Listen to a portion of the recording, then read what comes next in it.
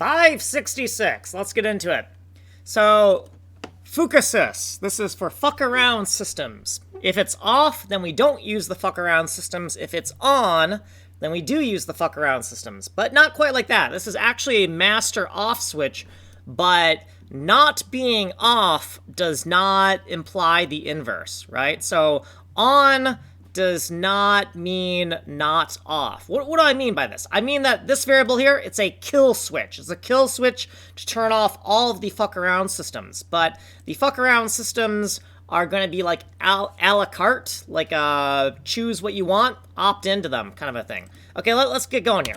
So in system index, we've added this fuck around system called CONWAYS right above mermaid. It's the 37th system chronologically. In dependency order, it is the 30th. Within const macros by system, we have nothing here for Conway, but within the top level data by system, in the Conway section, we have d-conways on. So if the fuck around systems are not off, it does not mean that Conways is on, because Conways on needs to be set to 1 here, right? So the fuck around flag has to be not set. The fuck around off flag needs to be not set, but then this needs to be set, and then we'll do the Conway system. So those two conditions have to be provided.